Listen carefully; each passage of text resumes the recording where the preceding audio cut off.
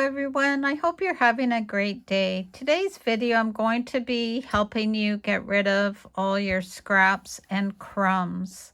And what I mean by that is I'm going to show you how you can make these neat blocks. So these are the ones that I've made. I've got a collection that I've made.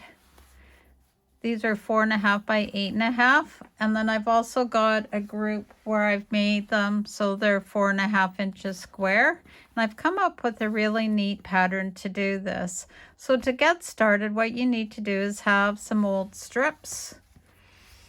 Doesn't matter how wide, how long. I'm trying to do them all in a similar color group because I think it'll work better for the plan that I have. So I've got a bunch of different greens. I've got a dark green, I've got mid-tone, I've got some that even are in more of a sage green. They all look good together. So I'll just quickly show you some of these. I've even got a bit of a pale yellow and some teals that are in there. Some that have a bit of a blush look or a grunge look, a small check. These are all fabrics that people have given to me, and I've been collecting them in a bin, and I thought, well, now's the time to do something with them. So I've gone ahead and I've made 24 that are measuring 8.5 by 8.5 by 4.5, and 24 that are 4.5 by 4.5. So to make these, I have made other videos about this, but just to quickly review it with you. So what you do is just mindlessly sew fabric together, and then I like to press as I go, and then you can slice it, and you can add in another piece that says, I'll pick it for length, go like this. So then all of a sudden you've got something that looks like that. And then you can take another one and add on to it like that. And then you just keep building on it.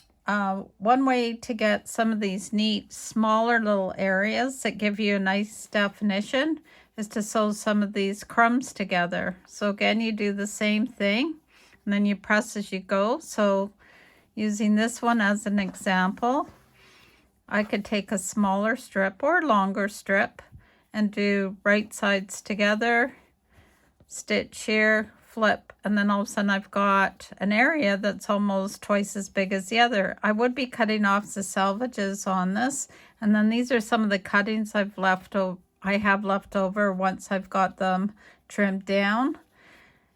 And these I will build on to make more blocks. These are great leader ender projects, by the way. So if you want a tutorial just on how to build these crumb blocks, please let me know in the comments, and I will certainly put these together. So once I have a larger amount of this fabric done, then I just simply take a ruler and I lay it down to the size I want. It doesn't have to be the exact ruler size that you're using. You can use a bigger one, and then I just trim it down to the size. So once I've got that done, then I'll show you what we do next. So now taking the 4.5 inch blocks, so these are what some of mine look like. I've cut down some darker potato chips that are 2.5 by 4.5, and I'm going to join them to the end of each of these 4.5 inch squares. Again, I have 24 of these, and then I have another 24 of these. So once that's done, I've got them all. I've gone ahead and done a bunch, and I've gone ahead and pressed them so they look like this. So now what we're going to do is we're going to take the 8.5 by 4.5, and we're going to join them like that. So in essence, you're going to end up with a block that is going to be 14.5 by 4.5. So let me go ahead and do that, and then I'll join you back here. So I have these all joined together. There's 24 of these. So now I'm going to take 12, and I'm going to take a strip of dark background that are 14.5 inches long by 2.5 inches wide, and I'm going to pick one side on 12 only, and then I'll take one as an example here, So what we're going to do is we're going to take the strip and we're going to sew it along this one edge. Be consistent on what side you do it on. It will work out if you do it on the other side on some of them, but just to make it easy for yourself, pick one side and do 12 that are all on the one edge, and then I'll join you back here. So we now have 12 that would look like this, with the one black strip sewn on one edge. And as I said, try to do it all on the same edge. These were 2.5-inch strips that measured 14.5 inches long. So now what we're going to do is we're going to take the rest of our strips here, our partial blocks, and we're actually going to start pairing them up. So we're going to have them so they're staggered. So on one side, we're going to have the 4-inch facing towards you, and the other one's going to be facing towards the sky. And you'll have the black strip that you just joined onto the first set in the center. So these will be right side together, and this is what it'll look like once it's done. And once you've got that done, you should have 12. Next up, we're going to be adding some more sashing. Aren't these looking beautiful? I really like how the darker fabric is making all these brights pop. And one of the reasons why I'm using this colorway is I've been asked to make some quilts for some youth, and they want them in more of a gender neutral color. So they don't want anything too flowery, and they don't want anything that is too masculine. So I had these colors in my collection, so I thought this would be a good choice to use. So next up, what we want to do is we want to add 2.5-inch strips to one edge. So this would be on the shorter edge. Whichever one you pick, just do it for all of them. So this would be 10.5 going this way. And then once those are all done, then we're going to go back and we're going to add sashing that goes this way. And this will be 16.5 now by 2.5 if you choose to do the length side last.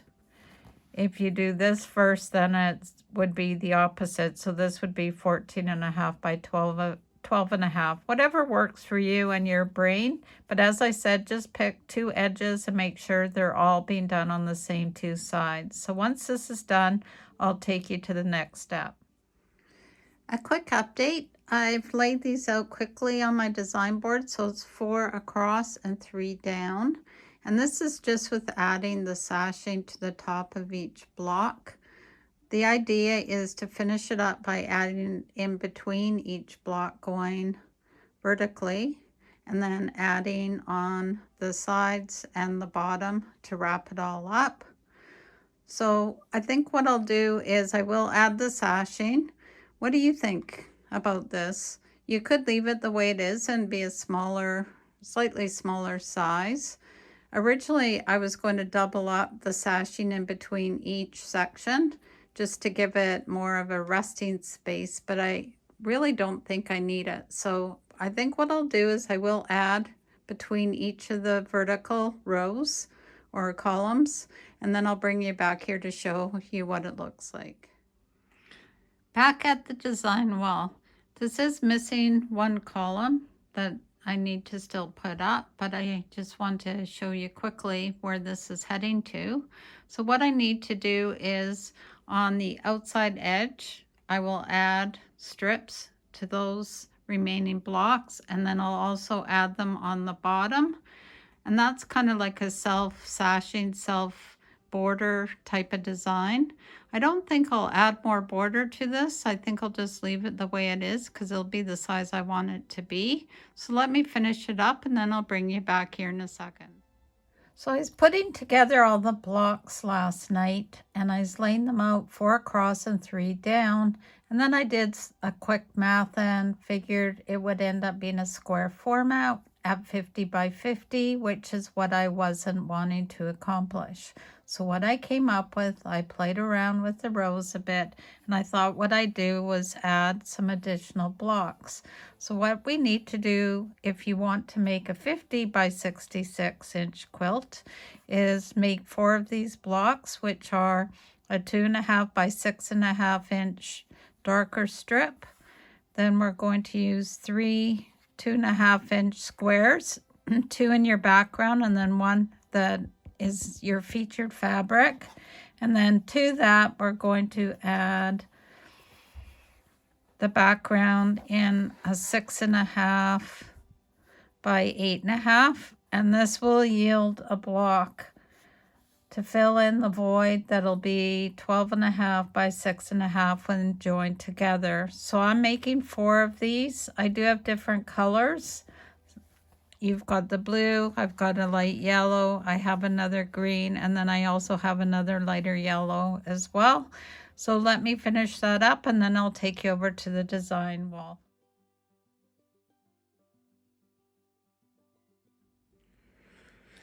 All done.